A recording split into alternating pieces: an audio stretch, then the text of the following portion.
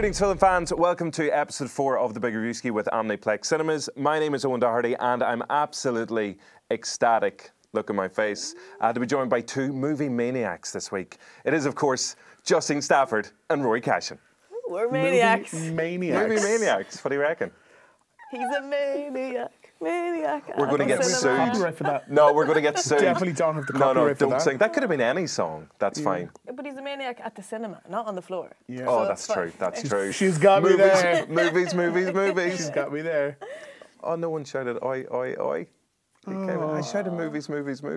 I thought you were just like really No, enjoying. I was doing the song that we're I not get allowed it to sing. now. Okay. You're a maniac. Now, for anyone who's listened to us, hello, how you doing? Hope your ears are good today. We are sitting in these wonderful Omniplex seats, and I see that Justine and Rory are making full use of the cup holders. You could too. I'm going to do it. I'm going to get my bottle and put it there we go. right there. You bottled it. Bottled it. So, have you enough drinks, Rory? You're For okay? now. For now. You're hydrated. Well, over the course of the episode, I will be. One on both sides. If you're also maniacal about movies like we are, please do get in touch. You can tweet us at Big Reviewski. I always think no one really knows how to spell Big Reviewski. We just say, oh, it's there. Look at that. It's up on the big screen. Review. And if you're listening, look at your phone because it's on the name of the podcast. Perfect. Or you can get in touch with us on Instagram. That's the JOE.ie Instagram as well. As ever, an unbelievable show. We've got a double whammy of guests. Please do believe me. I'm telling you the truth. Believe it. It is a double whammy of guests. The beautiful and wonderfully talented Thank Jennifer you. Connelly was talking to the subpar Rory Cashin. Oh! And in addition to that, You have to put this bird. that's what the extra bottle is for. And we also have the not intimidating whatsoever Christoph Waltz. Cuddly Christoph. Cuddly Christoph, as nobody ever calls him. They're here to talk about Alita Battle Angel, which is one of our big releases this week. But before we get to those reviews and releases, and we also have an amazing prize. We've been giving away those LEGO box sets. We have a brand new LEGO box set this week. You guys haven't seen this. It's called the LEGO Movie Maker. And for anyone who's interested in film, we'll do an obligatory Lego shake to prove that it's still in there. Sounds like Lego. This, if you can see the picture, Oh my podcast goodness. listeners, it's an actual movie set. And then you can use your phone to make a film out of Lego on it as well, which is incredible. Blind with jealousy. Yeah. Amazing. So Kids these again, days. a reminder for Rory Cashin and Justine Stafford, not allowed to go for that. This is for one very special winner this week. So keep an eye out and an ear out for the competition later on. But this week we're kicking things off with the big question. Dramatic pause. Screen change. And there it is. It worked. It worked. So this is the big question, and Segway. we had the Super Bowl there recently. We did. Sunday Nobody night. cares about the American football. It's all about the new trailers. Yes. And one of the best I'm new shocked trailers. there was no Star Wars. Oh, really? There was no Star Wars, no. No, I mean, oh, really? were You're shocked. shocked? Yeah, look, it's out this December. Yeah, that would have been a nice time to do it, all right. Yeah. Or maybe come Just maybe even like a bit a- far away. Like, would you know, like one of those teaser for a 30 trailer? seconds. 30 seconds, Like a yeah. 9-second one where it's like just the logo and just the name of the film. We still don't know the name of the film. The name would be wonderful. But the film that we are unbelievably excited about, and I think I started watching this trailer today again and just let out a goofy kind of giggle. I wasn't here for the return for season 2 of the Big Reviewski. Okay. So you all got to answer what's your most anticipated movie That's of the right. year question. Why? What would you have gone for? Hobbs and Shaw. Hobbs and Shaw, which is the spin-off to the Fast and Furious franchise. Hobbs is... you don't need me to tell you. They really Take a look at the clip. We're gonna need the best trackers in the business. Luke Hobbs, I'm what you call an ice cold can of whoop ass. career lawman, always gets his guy. We're gonna need to operate outside the system. Deckard Shaw, I'm what you might call a champagne problem. rogue former MI6 agent, doesn't play well with others. If we stand a chance against Brixton, you guys have to work together. No way. This guy's a real ass.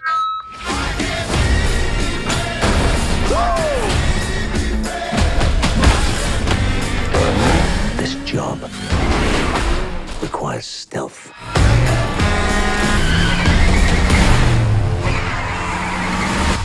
Look at you. I'm trying to save the world, which, for the record, will be my 4th time. Because I'm really good at it. How amazing does that look? Soundtrack, loving it. It's unreal, isn't it? I was so excited about it, and then I seen the trailer. I was like, okay, good. Good. This is like your Paul's John Wick's Parabellum. This is like This is the Meg this year. Okay. So I'm very, very like the comic timing of the two of them, especially Statham, is so on point. And stuff explodes, so I'm set. Got it all. The comic timing is unreal. The end of that trailer is phenomenal as well. So it looks like it's going to be a lot of fun. Idris Elba is in there as well, obviously, as the bad guy. And they're like, "Who are you?" He's like, "I'm the bad guy." And you're like, "Sweet." And he's got like some kind of like super technology enhanced body as well, which I think is just Idris Elba in real life, basically. He is better than all of us. So the big question this week was, because obviously everybody loves The Rock, the only person who has a bad word to say about him maybe is somebody who worked on like in Fast and Furious. Oh, Mr. Diesel. Was it? Yeah, him and Vin, maybe. Them fell out. No way. Yeah, because people were so enjoying The Rock's contribution that he got apparently. Jealous. No, big asterisks. Apparently, Big ass asterisks. Big ass asterisks. Really putting the ass in the asterisks. Yeah, like he got super jealous, that especially the chemistry between those two, because the end of 8 had a teaser thing that the two of them were getting their own spin-off, and Diesel is a producer, and he was like, no. Well, guess what, Vin? It's happening, and it looks like the greatest film of all time. But obviously, as we said, everyone does love The Rock. So my big question for this week was, with the release of the greatest trailer of all time, in Hobbs and Shaw, what is your favourite film starring Dwayne The Rock Johnson, Justine? Well, for this, I decided as well that I would bring in my rock collection today. Oh, you have a rock collection? Oh, look at this!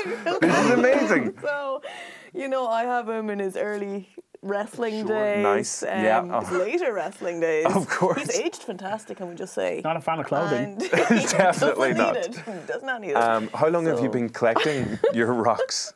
3 years. 3 years, Yeah. okay. Have a favourite? I do. I have Retro Rock. He's my favourite. Retro Rock. Rock, he's a good rock. So okay. that's just a pun that I wanted to work in. It worked. Thanks. And it worked. My favourite film starring The Rock is one that he isn't in for very long. But Unbelievable film. he is amazing in it. He's the head detective in New York that basically Will Ferrell and Mark Wahlberg are trying to basically... They take their job in the end, yes. Yeah. But he sets up with Samuel L. Jackson one of the best scenes ever in a film, and I quote it far too often, where they just look at each other on the top of that building and go, "Aim for the bushes, aim for the bushes," and then they just jump off, and Foo Fighters, "There Goes My Hero" plays, and as they fall, you're thinking, where are they aiming? Going? This doesn't look like it's going to work. So obviously this is The Other Guys, which I remember seeing in the cinema and just being, I didn't expect it to be anywhere near as funny as it was. But from that opening, as you said, where The Rock and Samuel L. Jackson play like the best of the best, and every cop in the city idolises them. And then it was like, what are they doing? It was such a bold move. They're just like, you've got 2 of the biggest stars in the world, and this is what you're doing with them.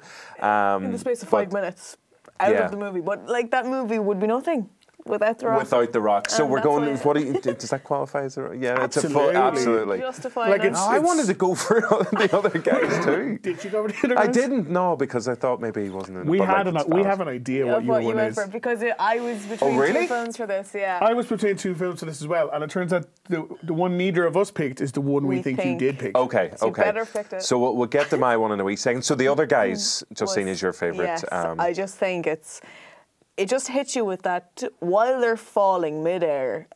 You're just like, hang on. it's the arms and the legs. And it's amazing. And anytime I hear that song ever now, it's just that scene plays over and over again in my head, and I just feel that is my favourite moment in that whole film. And that's your new life mantra. It. Aim for the bushes. Aim for the bushes. Yeah. Happy days. Rory, what did you go for?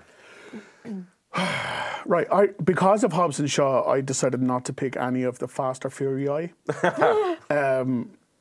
Even though I definitely would have picked Fast 5, because that's when we're first introduced. Right, I was going to say, which Dwayne. one is Fast Five again? Because That's when he arrives, and him and Vin Diesel basically have a Godzilla fight for 20 minutes. That was all behind the scenes. That was all real footage as well, because they hate each other. Like, these stunts look really good. So instead, I've gone way back. One of his first ever roles, and super underappreciated. And depending on where in the world you were, it has 2 different names. Okay. Here, I believe it's called Welcome to the Jungle. But in the States, I believe it's called The Rundown. Oh, right, okay. And look, it's The Rock with hair as well. His hair, his body is of reasonable size. Like, not for a normal person, but like compared to The Rock. For normal Rock size. Yeah, like he co-stars with Sean William Scott, who was basically that guy from American Pie, Stifler. Yeah.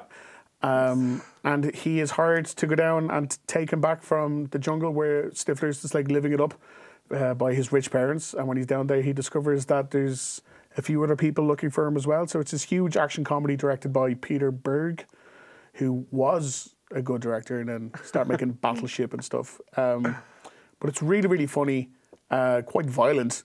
Yeah. And him and Stifler have fantastic chemistry in it. It's really, really good. If you've never seen it, do check it out. Sean William Scott is brilliant in it because he's just so annoying to The Rock. The Rock gets so irritated with him. And Christopher Walken's like the bad guy in it as well. And Rachel, she was in Sin City. And she's in like the TV shows of Daredevil and stuff. Oh my God. Rosario Dawson. She's the love interest there we go. in it as well. Do you know, and the next time you're watching Rosario Dawson in a film up on the big screen, because I remember this from Men in Black 2, she has got different size nostrils. Did you ask her? No, you didn't. No, I did not ask her that to her face. Could you just flutter your nostrils there? But it's worth nosing. It's worth noting that she has different size nostrils up there. But she is she's kind of plays like one of the locals in the film as well. No, that's a great shout. A lot of fun. And it's in ways a little bit more serious as well. Yes. So I had 2 choices for this one. Yes. No, the first one was the other guys, but obviously that's taken. So, but the one I went for is a lot more of a recent film, Central Intelligence. Why? What did you go for? What did you think? Moana. Oh, Moana would have been brilliant as well. Yeah. I went for Central Intelligence. That's an amazing scene. That's a great shot. That's a great scene. So it's a picture there, again, for anyone who's listening, of The Rock in a shower when he was younger, and he was slightly less rock-like than he is now. But the way they created that scene, it's him singing, what do you call it? Yeah. Never gonna get it, never gonna get it. We're sued again. How you doing? Completely different song. Movies. Oi, thanks. Yeah, no, wouldn't do it just to kill his that's vibe fine. again. Okay. So The Rock, who was played by a guy called Sion Kalepi. As the younger version of him, and then they like face tracked and put The Rock's face on that body. But it's a brilliant scene. But it's the chemistry again between himself and Kevin Hart as 2 old high school friends. And whenever The Rock is much younger, obviously he looks like that, and then he leaves school, and years later comes back, and he's this kick-ass CIA agent who looks like The Rock. Who looks like The Rock. And Kevin Hart became an accountant. That's right, and he was like a high school superstar. Yeah. So the 2 of them basically, they reunite their friendship and go on the run, but it's genuinely, I think it's one of the funniest performances from The Rock because he is obsessed with unicorns and beating up bad guys. Yeah, and he's also like very oddly optimistic all the time. Yeah. Even when he's like, we're going to jump out this window, it's like, oh no, I don't do it. It's like, okay, we're doing it. We're doing it, yeah. He's aimed for the bushes before, so... Yeah, so it's, again, like the other guys, it's a lot more fun than I was expecting it to be. And Kevin Hart isn't as irritating or as controversial as he sometimes is. So the 2 of them, Central Intelligence, definitely worth checking out. So we all picked comedies. Wow. Central Intelligence, the other guys, and I've already forgotten Welcome to the Jungle. No, yours definitely made an impact. Yeah, funny rock films. Yeah, but he's a huge action star, more like the comedies. We like when he does funny. His diet, though, is crazy.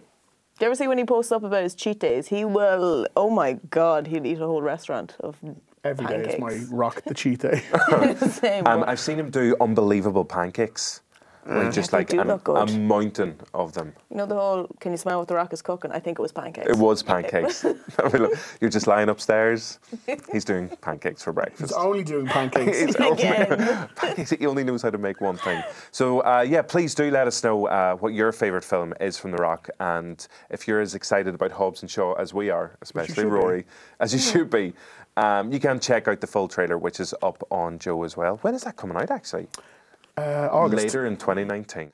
Now, it's time for our big trailer of the week. And Justine, you don't even have to say what it is, because it's obviously the full trailer for Hobbs and Shaw. And we're just going to watch that clip again. Perfect. Sure. You're going to be disappointed. Oh, no. What did you go for? I actually went for a film called Hobbs and Shaw. But it's actually called 8th Grade. I feel I should have opened this before we start recording. Go on, I'm still listening. Okay, yeah, you got to stay hydrated. It's Bo Burnham's first directorial role. He's wrote and directed the piece, but it is coming to Dublin for the film festival in March, and then it's been released in Ireland in April. So the film tells the story of a young girl who is kind of an introvert, a bit quirky, a bit different, and it's her story of trying to survive her last week in 8th grade before she moves into a bigger school. So in America, you know, the school system's different. I think their 8th grade is essentially our 6th class before you go into secondary school. Okay, and again, for any of our listeners or viewers in the north, their 6th class is our P7. So we've got 8th grade, 6th class, P7, 6, 7, 8 for all the same class. It's basically, the last class. Little school and go to big school. Yeah, leaving little school. It's when you're a teenager. You know, you're going from being a little kid. Yeah, I know, I hate it. It's so cringy. But I actually love all these kind of film genres, just dealing with kind of coming of age and coming into school. This one does look particularly funny, though. It does. And the reason why I personally love Bo Burnham, so I'm really interested to see his first Can I ask a question? So he's obviously a massive YouTube star. Yes. Okay, so that's where most people would know him from. Yeah. But not me and Rory, because we're really old. He started out... Rory's not happy with that comment. Oh, you said it. He started out, on YouTube, basically making kind of funny videos, musical, like funny songs, like Lower Your Expectations, If You're Looking for Love, this kind of thing. Really truthful, relatable stuff. Sure. So it's actually interesting because this film in the trailer shows that she's kind of a bit quirky. She does a lot of YouTube videos and really introverted, just focused on that.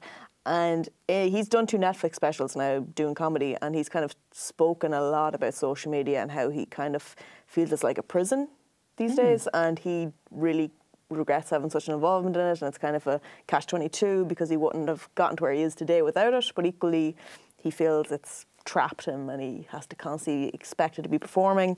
So this is a really interesting piece. I think that it's going to show kind of potentially the negative impacts of it or how it's affected her life. And with Bo being involved in the writing, I think it will have a bit of dark humour as well. But the trailer, it has Enya as well, which... Oh, brilliant. Happy days. You should have led with that. Exactly. That's all you needed to say. I'm not sure what it's about. Enya's in it. Social media, blah, Bo Burnham, blah, Enya. Yes, let's take a look. A lot of people call me quiet or shy or whatever, but I'm not quiet. Most quiet, Kayla Day. I don't talk a lot at school, but if people talk to me and stuff, they'd find out that I'm really funny and cool and talkative. By the way, I like your shirt a lot. It's so cool. What?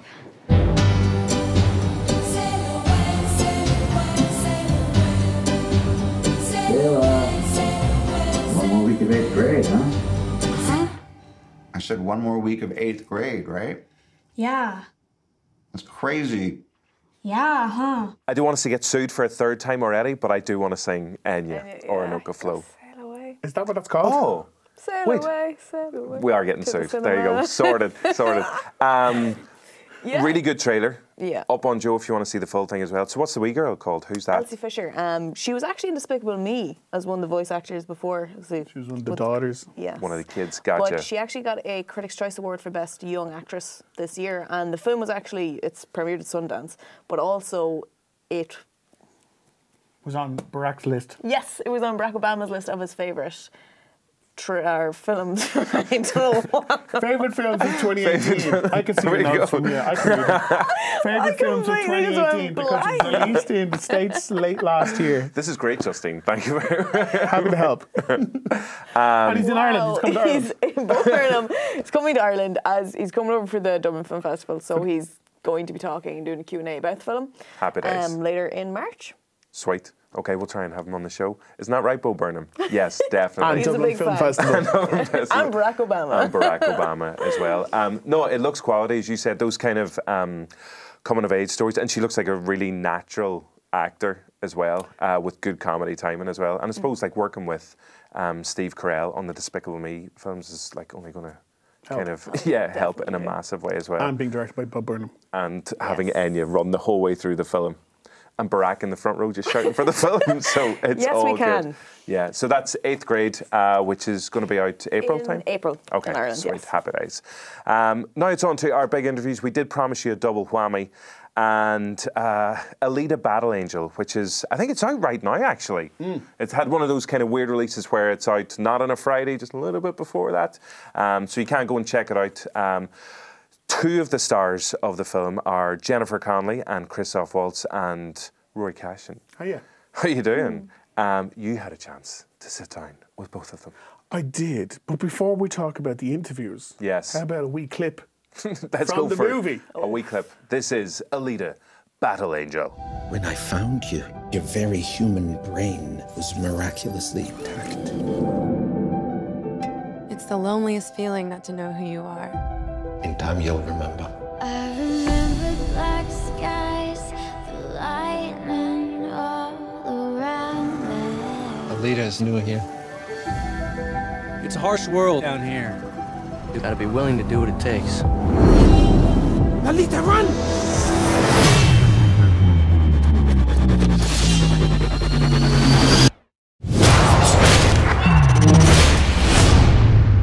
My God.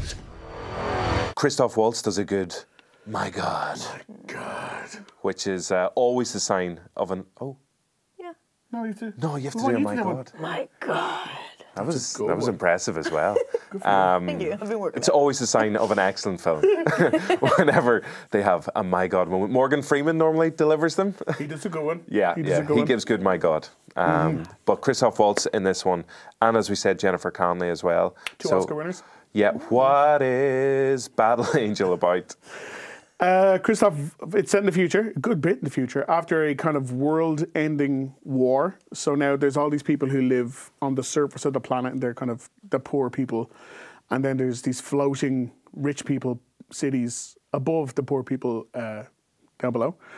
And Christoph Waltz is a nice guy science doctor who finds the remains of Alita in a junk pile and takes her home and then rebuilds her. And she wakes up and she has no memory of who she was in a past life, so he tries to help her along.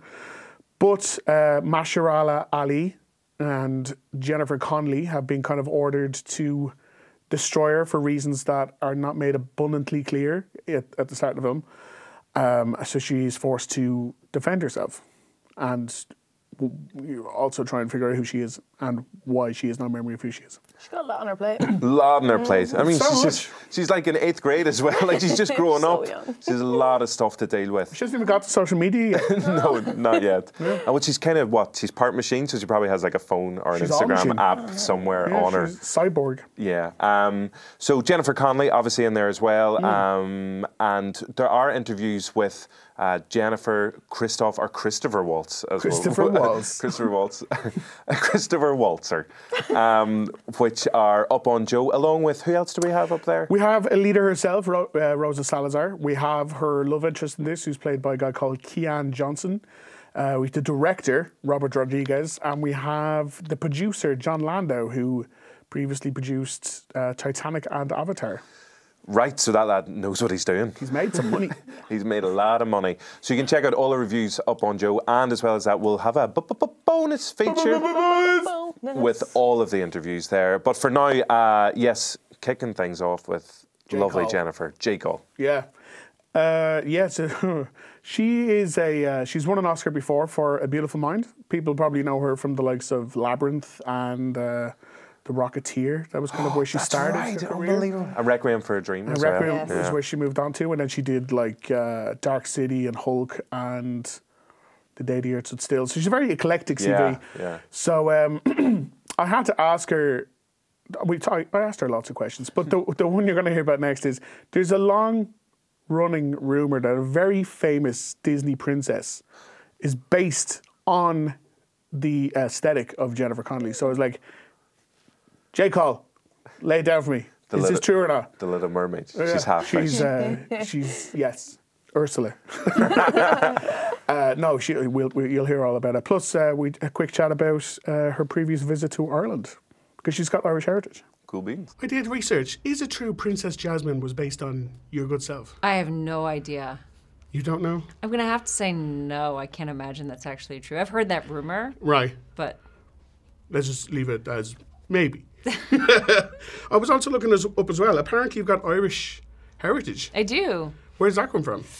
My dad's side of the family. I don't know exactly where, though, because, it was, it's the kind of questions that you don't ask when you're young, and then the people that then you really want to know, and those people aren't around to ask anymore. Well, whenever you want to come over to Ireland and just figure out where Thank you. Jay Connelly I comes had an from. amazing visit there once, many years ago. Oh, yeah? And, yeah. Was I that for a loved it movie there. or just... No, I was just kind of... Hanging out. I had a great time. Well, whenever you want to come back, you Thank let us know. So she's definitely heard that rumour before about Princess Jasmine. But apparently it's not true. I don't know. I don't know either. There's definitely similarity. Because I heard the rumor is that like a family member of hers. You just hers, have Hollywood gossip. Where did you hear this rumor? I can't talk about it. But her family member of hers was one of the lead animators of Aladdin. Right. And he was like, I'm just going to base it on... My sister? I'm going to base the love interest on my sister. I mean... Okay, fair enough. What, you know how to draw? I don't know. I don't know where to take that. But she was like, I heard that, but no. And also Ireland's great. And Ireland is great. I'd still claim I was based off it. I would claim I was based. I was like, yeah. Let's keep that rumour going. She's also got, as well as Alita Battle Angel out in cinemas now, which just from that clip there up on screen looks like the most Evanescence film that ever evanescenced. Yeah. It looks like that's Pretty on the soundtrack throughout. It would make a great video game. It does look a bit like a video game. And I think that's exactly what my dad said. He went to see it in 3D on like the biggest screen. Yeah. And was like, that would be a fantastic video game. Cool. Your dad is cool. Yeah, I was going to say. He knows what video games Your dad's are. amazingly cool. He's better at video games. And as we said, she's got some other exciting projects coming up as well. Yeah. And on some more One of, I think 2020's one of the biggest films to come next year. Top Gun Maverick. Directed by the guy who did Tron Legacy. Okay. How do you feel about Tron Legacy? Not fantastic. Jeff Bridges obviously is really exciting. Daft Punk. Okay. We'll be singing that now. Don't sing it. We can't afford a fourth lawsuit. We can't. It's a musical show today, guys. It's very musical. And we should do one whole episode where it's just a musical. Like 100%. whatever they do Greatest Showman 2. Definitely. Just have everything rhyming. Sue the shit out of And he us. directed Oblivion. Right. The other Tom Cruise movie, which I thought was actually pretty good. I thought they Kind got a bit of a underrated. hard time, all right. Also a good soundtrack by M83. Love them. God, she's on board. So before Top Gun Maverick comes out, both of you have to watch Top Gun first of all. We'll do that double bow. Which has a great soundtrack too. But Jennifer Connelly has definitely seen Top Gun though. So is she excited about a brand new film? Or what? KG. KG. KG in the information, because it appears to be top secret. I wouldn't have thought a film like Top Gun Maverick would require top secret, because it's a film about planes shooting other planes, and maybe there's beach ball or whatever they do with it. Volleyball. Sexy beach ball. I don't know. But yeah, she, let's just say she gave me a bit more information than she gave a certain Graham Norton when he asked the same question. So I've got one up on you, Graham. Damn. Just since you're going from such a huge film to another one, when I told people I was coming over to talk to you, the one question that everyone asked, tell us about Top Gun 2. How is Top Gun 2 going? It's amazing. I can't really tell you about it. There's so many secrets, Jennifer. I can't really tell you much about it, but I can tell you it's amazing, and I've seen some footage of some of the flight sequences, and they're really extraordinary. And Tom was up there flying his plane, and did you get to do any stunts yourself? I think I might be in an airplane. I have some time on a sailboat. Nice. Sailboats are fun. I have some time on a motorcycle. Fantastic. Well, I'm looking forward to that one too. Jennifer, thank you so much. Thank you. Thank you. She was cagey, but she did say planes are in there, Tom Cruise, and motorbikes, which and is... And a sailboat. And a sailboat. That's intriguing. I hope there's a drone in it. Apparently it's about drones. Oh. Yeah. About like Tom Cruise teaching his skills and passing it on to drones and how maybe they're not good enough to replace humans, which I think was the plot for a terrible film called Stealth. Oh, right, with Jamie Foxx and Jessica, not Alba. Jessica, not Alba, Jessica Biel. Yeah. Okay. So Top Gun 2, she's got that coming up as well. One of her co-stars, as we said, Christoph Waltz, Christopher Waltzer. He is, I think, if I ever had the chance to meet, I'd be terrified of him. Obviously, when he came to prominence, it was Inglourious Bastards, Quentin Tarantino's film, and that kind of opening segment of the film where he's just stunning in like delivering, obviously, Tarantino dialogue, but the camera's just locked on him for so long, and it was like, who the hell is this guy, Hans Landa? And he, and ever since then, he's made some interesting choices. Yeah, like Django was good. Django was good. He was good in Django. And he was the bad guy in Green Hornet as well with Seth Rogen, which was a weird and kind of Tarzan. one. And yes, that's right. He was in the live-action remake of Tarzan as well. Because in my head, the Disney animated one is the original. There's a few other Tarzans out there. Casper Van Dien. Did he play Tarzan as well? Yeah, it was terrible. How many Tarzan movies have there been? Oh, loads back from like decades and decades ago. That's like the 1920s and stuff. They were making them like Robin Hood. Like a Tarzan every other day. Flat out on the Tarzans. So was he as intimidating as as everyone thinks he might be? Yeah. Yeah, okay. He is a man of his own little orbit. He's you know what? All right. I asked him, because if you go see the film, you find out that his character defends himself with a hammer that has rockets on it. Okay, that's good. That sounds cool. It sounds pretty cool. So to give you an indication of Christoph, I asked him a very simple question. I was like, "Oh, you got a rocket hammer for your film. That would be enough for me to want to sign on. What do you think of having a rocket hammer?" And here's how that went. If I were in your shoes, they're really nice shoes, by the way. If I were in your shoes, the selling point for me for this film would have been 2 words: rocket hammer. How did you react when you realised that was going to be your weapon of choice for this movie? In German, it would be 1 word. And that describes it even better. Go on. What's the German word for it? Well, rocket hammer. Oh. You just put the two together and then it's one. Yeah, it sounds even better as a one-word kind of misnomer. You could also reverse it, but it would be something else, hammer rocket. Yeah. And everything would change. It's a completely different thing altogether. You'd shoot it. The hammer, you have to swing. Yeah. And so you could always say this guy is a swinger. Or, not sure that it would do justice to the character, but... it would be a different kind of character, absolutely, yeah. Like maybe there's some hidden depths there to your character we'll see in the next one. But hammer swinger. Hammer swinger. Yeah, I've met a few of them too. Well, that was crystal clear, definitely. Crystal clear. Yeah. It's right there. Oh, it was so close. And take 2. And that was Christopher Clear. Oh, no, I did it wrong. So he obviously has his own things going on in his head, which is great. Sure. But he's having a great time. He's having a ball. So he is, or whatever the German word is for ein Ball. That's what he's having. So was he as kind of as elusive as that for the rest of the chat as well? Well...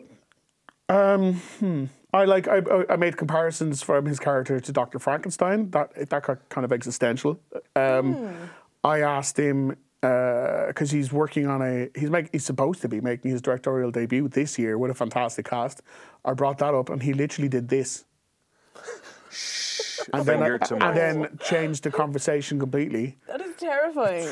Like when the guy from Inglourious Basterds goes, like the lead Nazi. There comes out the hammer with the rockets next. It's under. It was behind the chair. It was like, go on, ask me one more time. One more time. So yeah, like there was a lot of.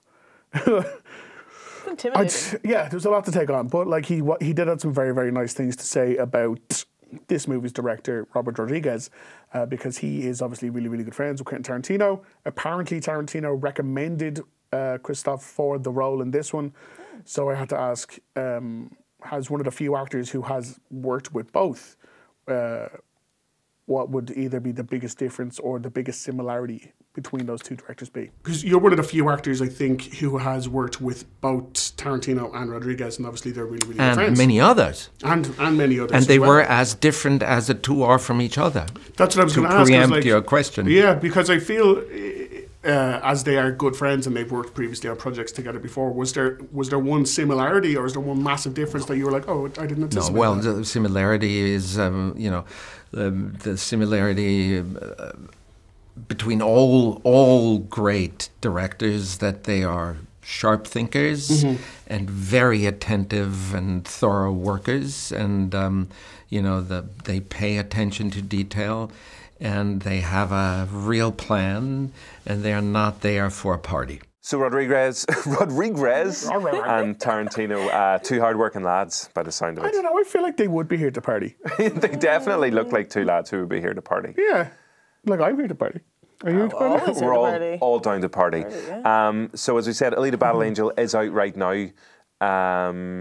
What did you make of it? It's good? Because great cast. I like the premise. Yeah. It's another brand new kind of world. Well, it's based on a very famous manga series. The problem with the fear was that it would just be this year's version of, do you remember Ghost in the Shell last year? Where it was like, it looks great, but so what? This looks great, absolutely. It's got Cameron's special effects team working on it. Some Irish talent working on the special effects as well.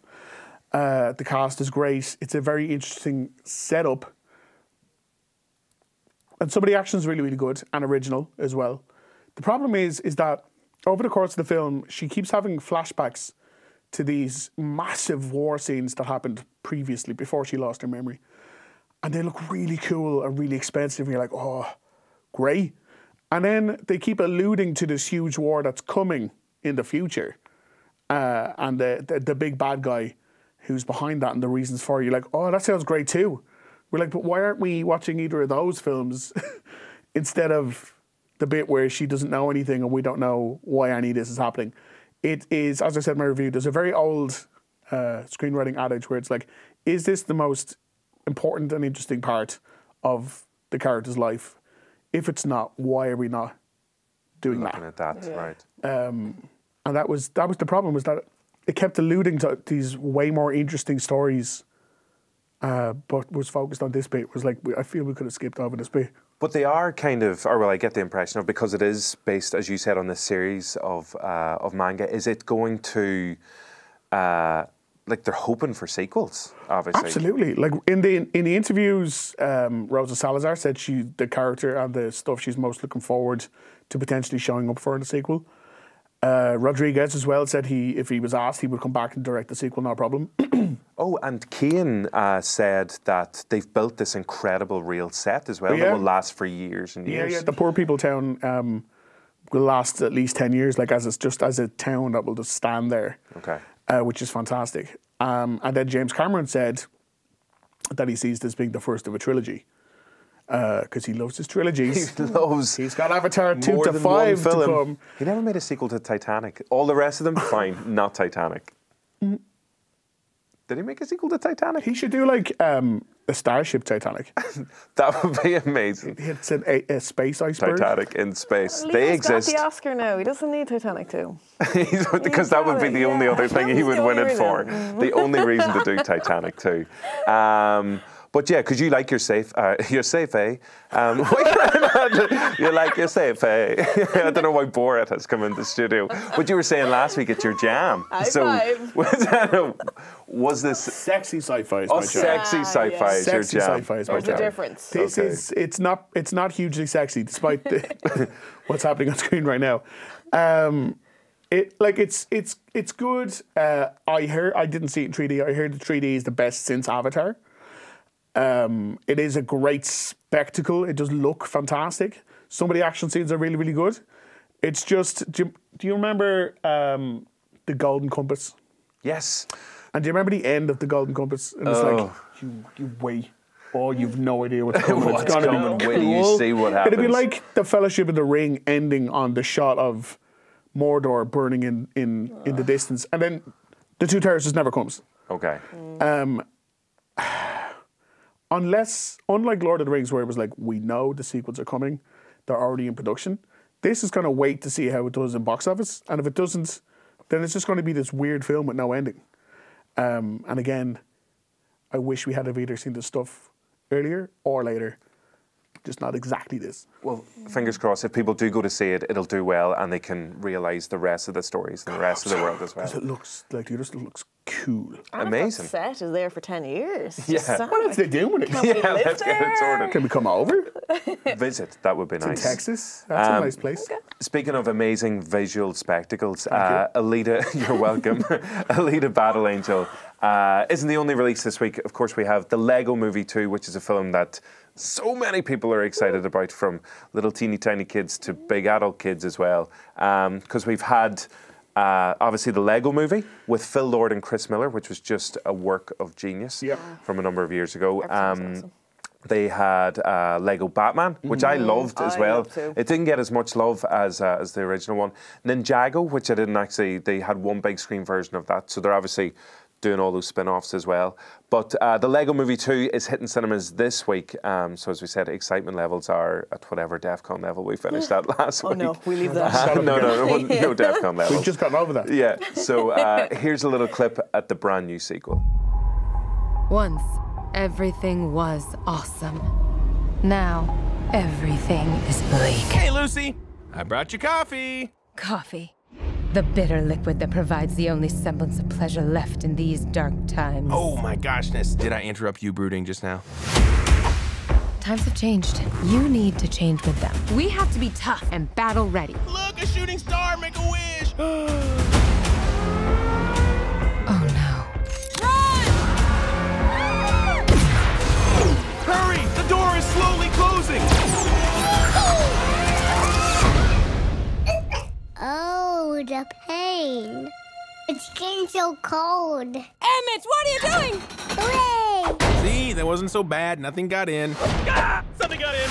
I'm General Mayhem. Bring me your fiercest leader. Lucy! Emmett! Please, please, please, please, please say everything is still awesome, Rory. Come on, Rory. Come on, Rory, you can do it. Come on, Rory.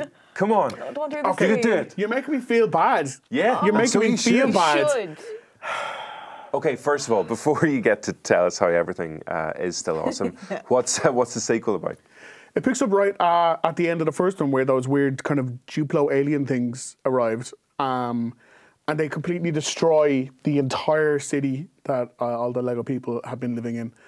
It jumps forward 5 years, and now it's basically Mad Max Fury Road. I was just going to say that. It looks identical, just the setup of it. Also a Warner Brothers property. So, Makes sense. And everyone's like, oh, we can't exist like this. But Chris Pratt's character of Emmett is still as blatantly optimistic as ever.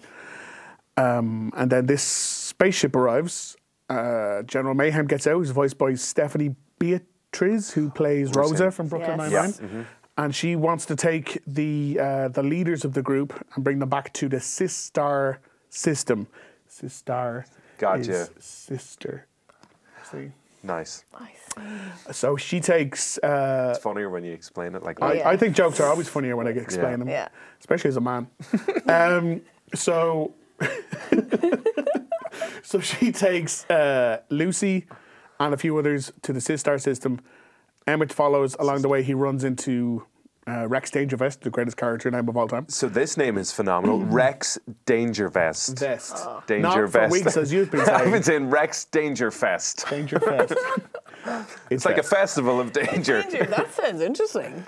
Yeah, so they team up to try and save all the folks, especially from Tiffany Haddish, is his character. Just her. Not just her, as an actress.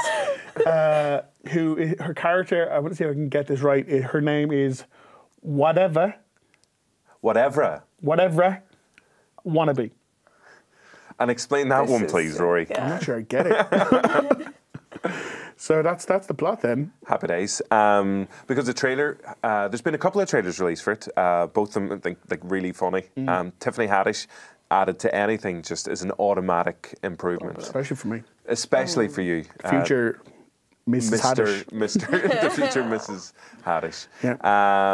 Yeah. So you loved it. Okay. Happy days. I really loved it. The end. It's fine. It's fine. It's better than Ninjago was. Okay. It's on par with Lego Batman, but doesn't match the first Lego movie. But if it's on par with Lego Batman, then I'm so... Because, like I said, I love that film. I loved bits of that film. Okay. Anytime Robin was on. Yeah. Like, Michael Cera as Robin was class. But just it... Is this not like jokes every like 10, 20 seconds? It's not. There's a lot of like, there's a huge amount of plot, and for so much of it, I just didn't understand. I still don't understand the rules of this universe. You don't have to understand them. But if I'm thinking about it, then it's not working. Like if. Okay, you're too invested in. It's not even. It's a bit of investment, but it's also like I'm being distracted by what is like. If I don't understand, say there's another old screenwriting adage. You're like, do you know what they say? If you're building just Lego. sit back. Just sit back and enjoy it. It'll be amazing. You look like you're going to kill me. I'm so scared of Rory right now. Why not next week you review something, and then we'll pick on your review. I want to go and see. No, I think it's more that I'm getting.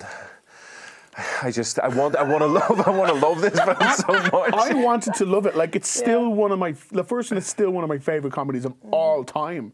Not just animated comedies. Yeah. It's so funny. And Phil Lord and Chris Miller are geniuses when they're allowed to direct stuff. In this one, they wrote the script. Co-wrote the script. They didn't direct it. The guy who directed it is the guy behind Alvin and the Chipmunks, the Squeakquel. Squeakquel. Shrek the Fourth. Oh no. Oh no. And some other piece of shit that's got in my head. But he is. Why did they let that happen? See? But no, my fault. But Phil Lord and Chris Miller are still there, as you said, as the co-writers. Yeah. You still got Chris Pratt back. Yeah. Elizabeth Banks as Wildstyle. She's great. Will Arnett as Batman. She's great. He's great. All the funny voices. All the funny voices. Tiffany, Charlie Day. What's his name? Nick Offerman. Oh my God. Yeah, sold. No, this is. It sounds amazing. It's still awesome. There's one surprise celebrity cameo, and when it happened, I was like, "That belongs in the first movie. That is of that quality. Okay. And if it, like, there's a few like bits to the film where it's like, that's as funny as the first one was, and the rest of it is just good, and bits of it are great. But it never consistently hits great like the first one did. I'm going to remain as aggressively optimistic as ever, as Emmett-esque, 100%, and pray that this is still awesome. Because there's some, like, Emmett's a great character. Yeah. Super. He's such a great character. Like, when Lucy's, like, brooding and he's like, what's wrong? He's like, I don't want to talk about it. And whereas a normal person would be like, no, tell me. He'd be like, no, okay. He would just leave it. That's fine. That's fine. If you don't want to talk to me about it, I totally understand. You just need to be as optimistic as Emmett. That's it. Why can't you be more like Emmett Brakowski? Yeah. Because I'm more like whatever I want to be. So the Lego Movie... Still don't get it. The Lego Movie 2 is out in cinemas this week, so you can look forward to that. Now, as we said, speaking of Lego Movie, last week we had 3 brilliant box sets to give away. So we have our winners from those fantastic Lego box sets. It was because of our... Justine Jafford. Justine Jafford, yeah. Corey Ration. That guy enters everything. Yeah. He wins a lot of stuff. From what I understand, he's very happy about it. He's very successful. Dwayne Doherty? We'll go with that. Where's he from? Congratulations to those 3 winners. Dundonleary. That's not a real place. No.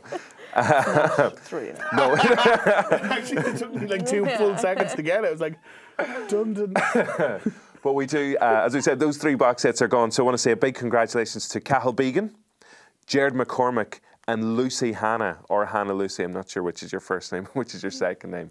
But you got the correct answer to last week's High Clue, so you'll get those box sets sent out to you. Can we actually get a look at last week's High Clue, just to see what it was? So just a reminder, this is in the form of a haiku, Japanese poetry, 5 syllables in the first line, 7 in the middle, and 5 in the final line. So last week's was made by gang's leader, an amusing killer clown, mob Bob's jobs to rob. Okay. So, did you have thoughts on this one? Do you have any idea? Because a lot of people on Instagram and on Twitter went for the incorrect answer. I think I went for that answer. Oh, really? What did you go for?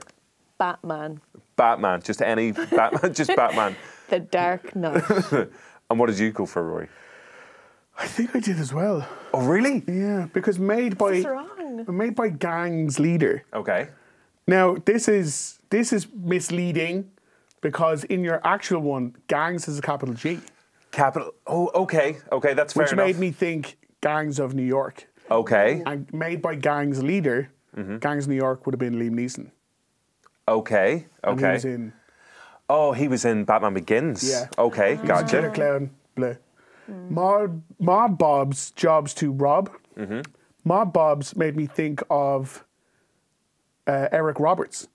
Okay. Who is in the mob, in The Dark Knight. Yeah. And his jobs is robbed by the Dark Knight, who then burns all his money. Okay. And then an amusing killer clown is obviously I couldn't think Joker. of anything. Of anything that was linked to that. Stumped me, that one. That is incorrect. And a lot of people went for The Dark Knight. Because then you've got Liam Neeson, the Joker. He's made by Liam Neeson. Right, okay. So you're saying that could potentially kind of fit it. Okay, I see. No, I'm saying it does fit well, it. I can tell you it's the wrong answer. It's not the wrong. answer. It's not the answer you have. It doesn't make it wrong. The correct answer is... That's not the rest of the show. Goodfellas. I know. And it's because made by gang's leader. You're right. You see, it says the word Goodfellas up on screen. So it must be true. Made by gang's leader. You're right. We'll get rid of the capital letters for next week. So it's a capital G on gangs. So that was Gangs of New York. So that's Marty Scorsese, the director. So the film was made by gang's leader because he's the leader of the Gangs of New York because he was in charge of them all. An amusing killer clown is a reference to Joe Pesci's character, Tommy. And he's like, do I amuse you? Am I a clown? You think I'm funny? And he is a killer as well because he's some horrific deaths or murders in that film. And then Mob Bob's jobs to rob. Bob is Bobby De Niro. Rob. He's in the mob, and his job in the film, because he's in the mob, is to rob. They pull off like a massive heist in it as well. I genuinely think my answer was better than your answer. No, Goodfellas is the correct answer. My answer is also the correct answer. Your answer is not the correct answer. Can you believe this? So it's made by gangs leader, amusing killer clown, Mob Bob's job to rob. Goodfellas. So as I said, congratulations to Cathal Began, Jared McCormick, and Lucy Hannah/Hannah Lucy. You all got the correct answer. And a consolation prize to everyone who wrote The Dark Knight. You were correct. No, there are millions of people who wrote The Dark Knight. You can't say what consolation prize are you giving them? My commiserations. There you go. That's fine. I'll take it. So this week's competition, High Clue. Oh, and I'll show you what's up for grabs. It is a LEGO Movie Maker, which is a really cool looking set. As we said, it's kind of like we said no close-up last week, so I'll just move closer to the camera again. Get the viewer to sit closer to the screen. Actually, Justine, you could hold that even closer to the... I'm going to give this a go. I'm going to little jiggle there. Oh, a bit of camera work. That's nice. Look at that, smooth. That's the way they do it in the movies, folks. I hope for that whole thing they used that camera. Yeah, I know, it's the wrong one. So that's up for grabs this week. And our competition High Clue is, we'll get a look at it. It's Friendship Feels Alive, Home Improvement with New Man, Moving Finale. So Justine, Carl Vorderman of the studio. Yes, I can confirm it is a high clue with 575. Happy days. It is a high clue. How many answers does this one have? Only one, just the correct answer. You cheeky son of a gun. The screen doesn't lie, Rory. Friendship Feels Alive, Home Improvement with New Man, Moving Finale. Have you any thoughts on that one? Yeah, but like, what's the point? Was it? Don't just stop that now. Your attitude stinks. Be more like Emmett. Be more like Emmett. Oh my God! Nope. No. Not a clue.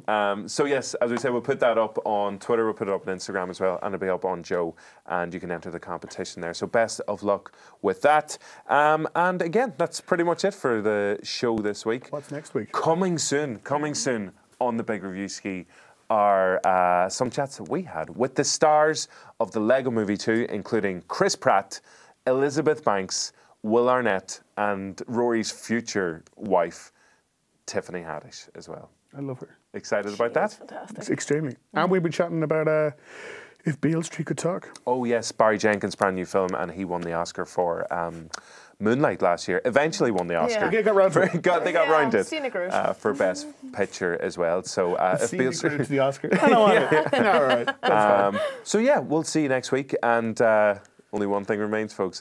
Movies, movies, movies. Aye. Please, Rory. Absolutely not. Please. I will not, because you've both now been sued for music use, and I will not get involved in that. But I don't have the money. on the plus side, Owen's mommy's going to be happy. Oh, yes. I'm wearing a hat today. You're welcome, Mammy. See you next week. Mammy. I'll see you at home just, all right? Love you.